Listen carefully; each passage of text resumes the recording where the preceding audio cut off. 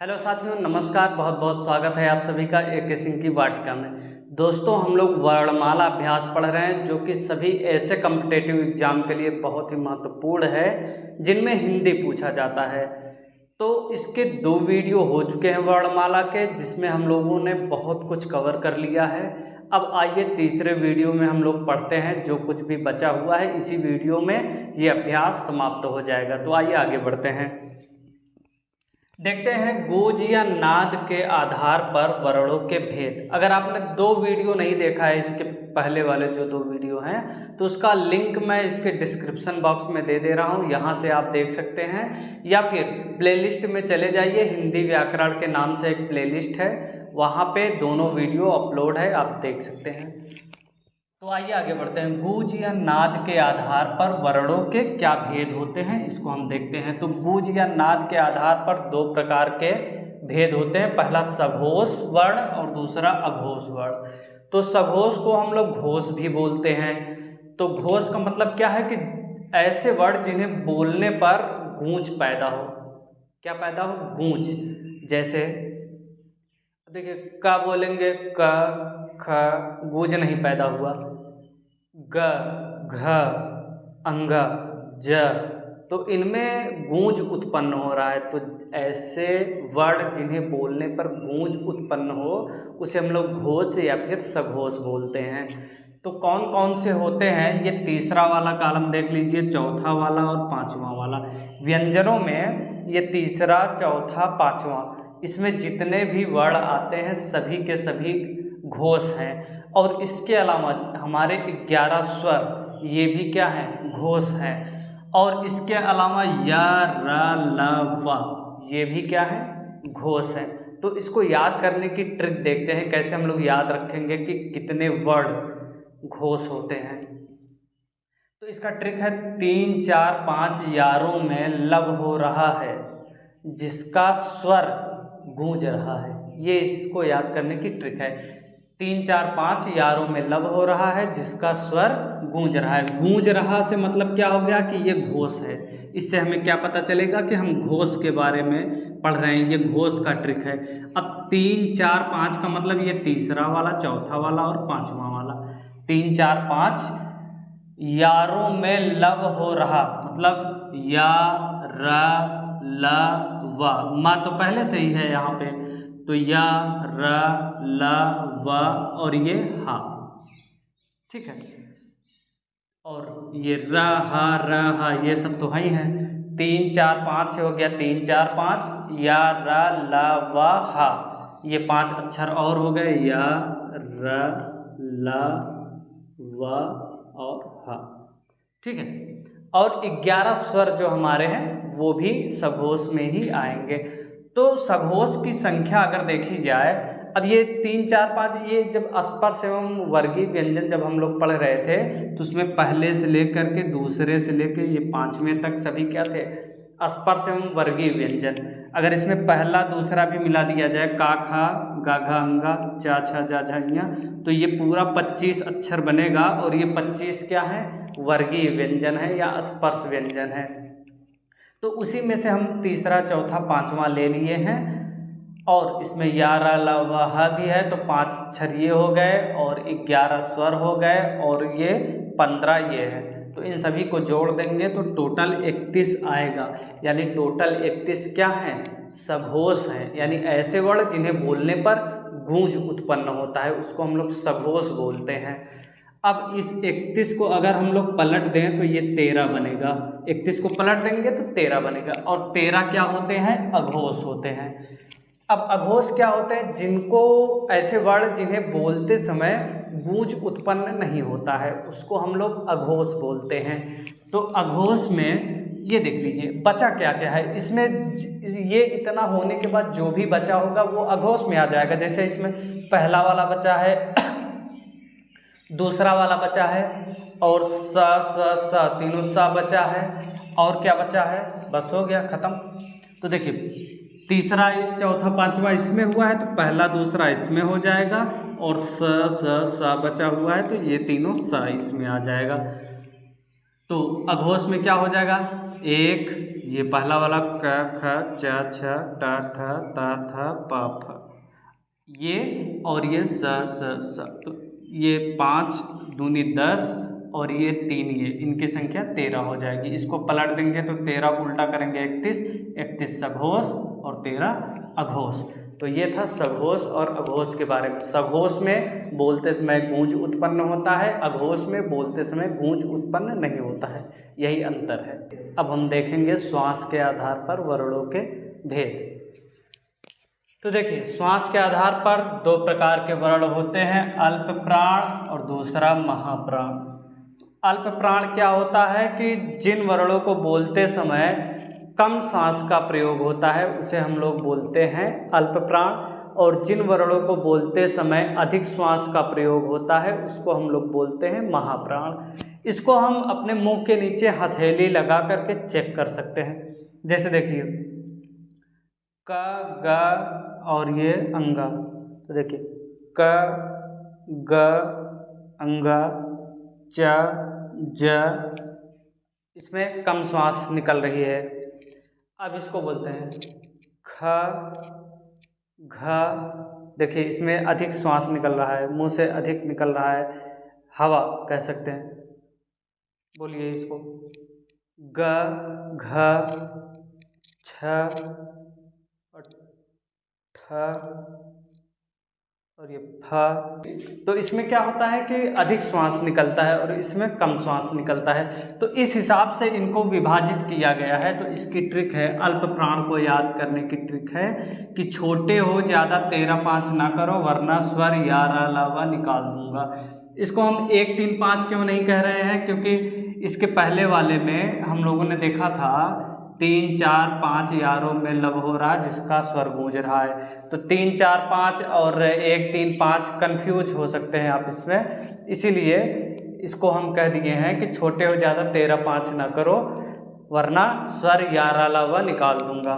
तो मतलब क्या कि 1 3 5, 1 3 5 वाला, ये 1 वाला, ये 2 वाला, ये 3 वाला और ये 5 वाला, और 11 स्वर जो हैं हमारे वो, और या रा ला वा, हा नहीं है इसमें, ध्यान दीजिएगा, या रा ला और वा, ये सभी क्या हैं, अल्प प्राण हैं, यानी कि इनको बोलने में कम सांस का प्रयोग होता है।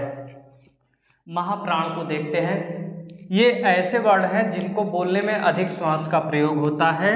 तो ये दूसरा वाला ये कॉलम देख लीजिए, और ये चौथा वाला, और सा सा सा, तीनों सा और हा इसमें आ गया है।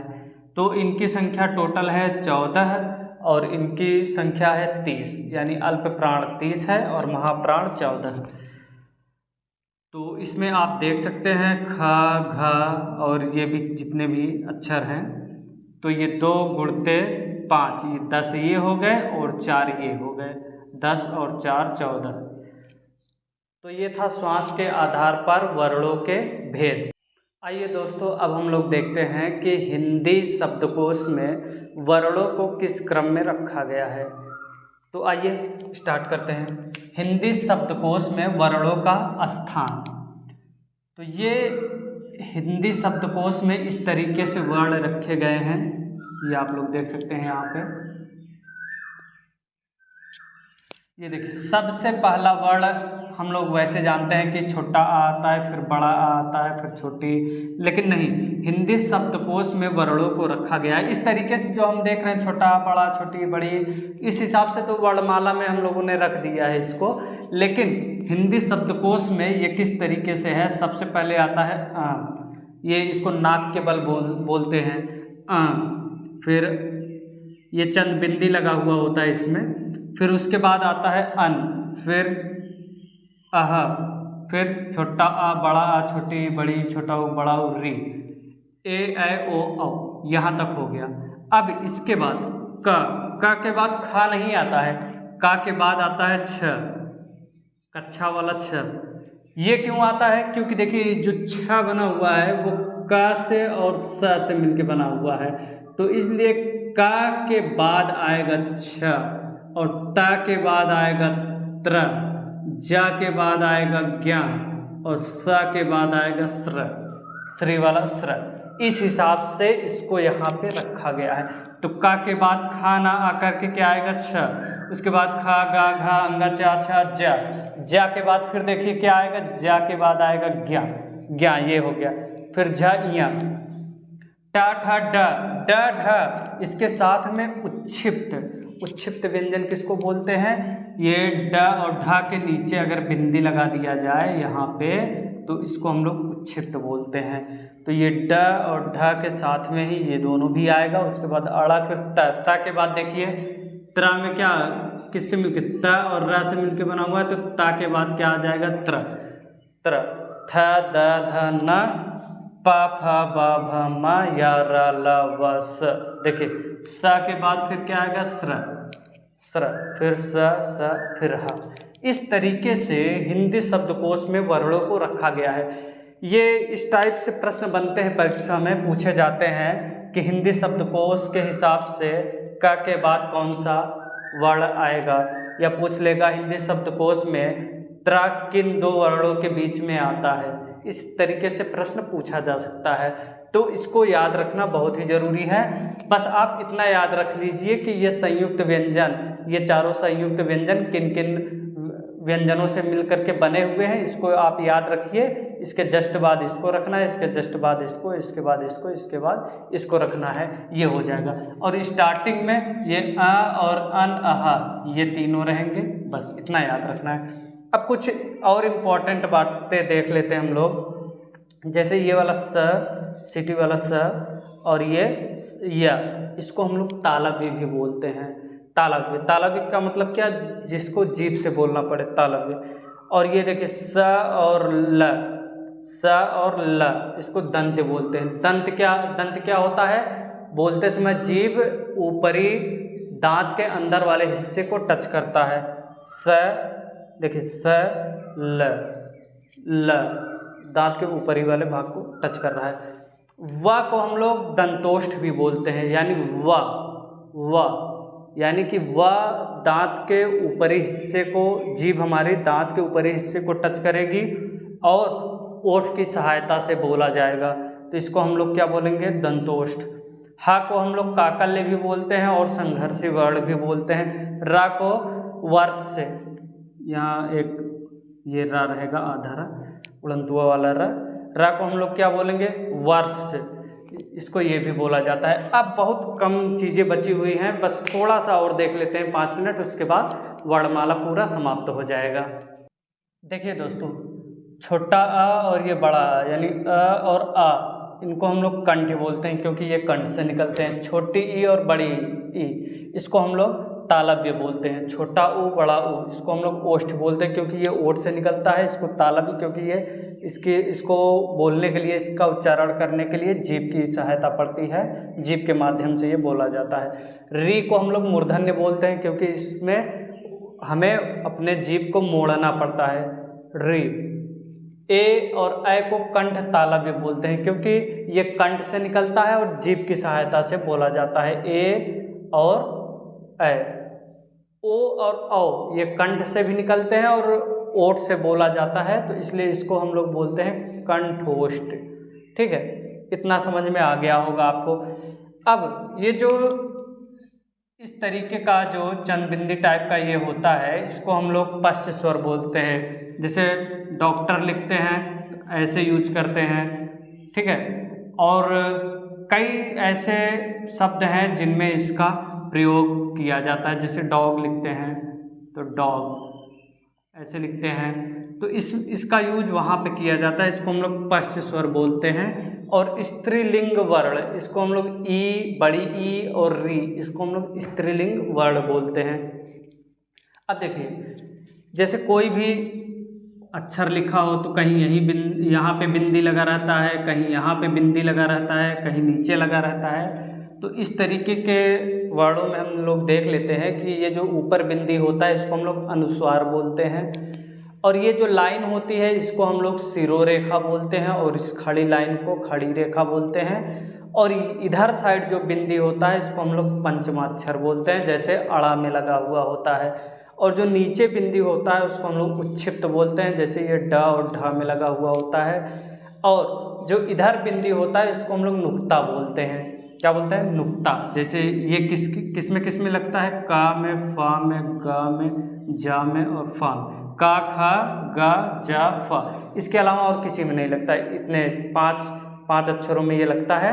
तो नुक्ता वाले वर्ण ये हैं और इनको आगत या प्लुत व्यंजन कहा जाता है, क्योंकि इनके उच्चारण के समय हमें श्वास को थोड़ी देर तक रखना पड़ता है, यानी कि इनको बोलने में हमें ये कह सकते हैं तिगुना समय लगता है। इस वजह से जैसे स्वर में ओम बोलते थे तो तिगुना समय लगता था, उसको हम लोग प्लुत स्वर बोलते थे। इसी हिसाब से इनको हम लोग प्लुत व्यंजन बोलेंगे, या आगत या प्लुत व्यंजन।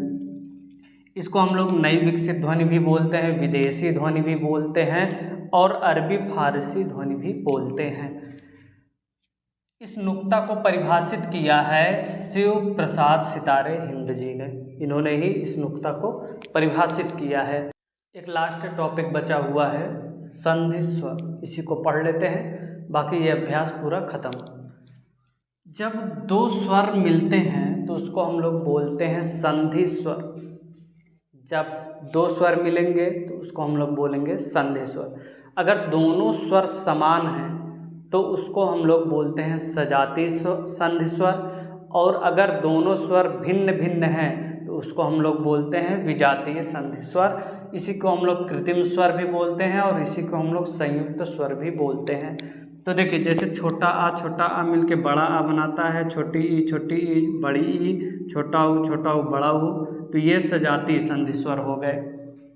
अब छोटा आ और ई मिल करके ए बनाते हैं, छोटा आ और ए मिल करके ए बनाते हैं, छोटा आ और ऊ मिल करके ओ बनाते हैं, और छोटा आ और ओ मिल करके औ बनाते हैं। तो ये 1 2 3 4, तो इन चारों को हम लोग बोलते हैं विजातीय संधि स्वर। किसको? ए ऐ ओ औ को। और ए और ऐ को गुण संधि स्वर भी बोला जाता है। ओ और औ को वृद्धि या मिश्रित संधि स्वर, यानी वृद्धि संधि स्वर या मिश्रित संधि स्वर दोनों बोल सकते हैं। तो आज का वीडियो यहीं पे समाप्त होता है। हिंदी वर्णमाला के जितने भी टॉपिक थे सभी खत्म हो चुके हैं। अब ये चाहे UPSSC का कोई पेपर हो या SSC का कोई पेपर हो, कोई सा भी पेपर हो जिसमें हिंदी पूछा जाएगा, उन सभी के लिए बहुत ही इम्पोर्टेंट है। एक भी प्रश्न यहाँ से बाहर नहीं जाएगा। मिलते हैं नेक्स्ट वीडियो में। वीडियो अच्छा लगा तो वीडियो को लाइक शेयर कमेंट और चैनल को सब्सक्राइब करके बेल आइकन जरूर प्रेस कर दीजिएगा। Thank you.